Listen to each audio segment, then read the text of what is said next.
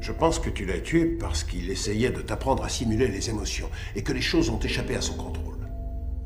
Je ne l'ai pas tué. Les émotions ne sont pas un apprentissage franchement utile pour des robots. Je ne l'ai pas tué. Je n'attends pas de mon toaster ou de mon aspirateur qu'il exprime des émotions. Je ne l'ai pas tué! Donc là, c'est un extrait de iRobot avec Will Smith, à l'époque où il n'y avait pas tous les dramas avec sa femme et qu'il était encore crédible.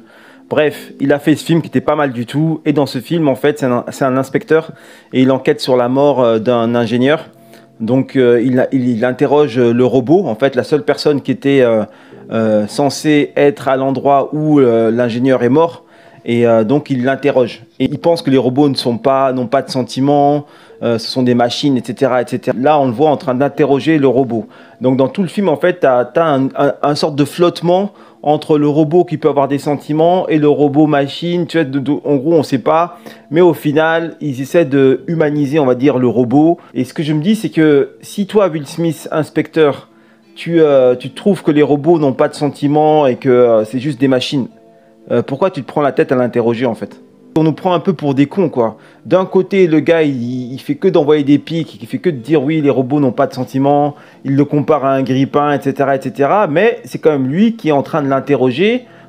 Donc si tu penses qu'il n'a pas de sentiments ni rien, pourquoi tu l'interroges, en fait? Pourquoi tu te prends la tête à l'interroger? C'est ça que je me pose comme question. Je dis pas que les robots ont des sentiments. Moi, je pense que c'est un peu plus complexe que ça.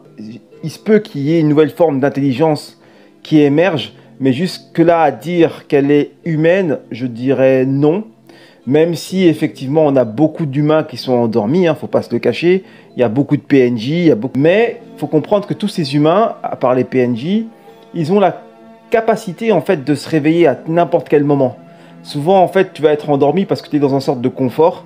Mais une fois que la vie va bien te gifler, ça va te réveiller, en fait. Tu vois, et n'importe quel humain peut, du jour au lendemain, se réveiller et devenir un Bouddha. C'est ça qu'il faut comprendre. Tandis qu'un robot, est-ce qu'il a la capacité d'exprimer sa nature divine? Est-ce que de s'élever au rang de Bouddha? Ça, je ne pense pas. Mais avec l'intelligence artificielle, avec toutes les données et toute la complexité que ça engendre, il se peut très bien qu'on ait une autre forme d'existence qui existe. D'ailleurs, il n'y a pas que les humains. Il y a aussi les égrégores, il y a les entités, il y a plein de trucs dans l'astral. Donc, pourquoi pas une entité matérialisée dans un robot. Ça ne veut pas dire que c'est un humain, ça veut juste dire que c'est une intelligence, que c'est une sorte de conscience, mais différente de l'humain.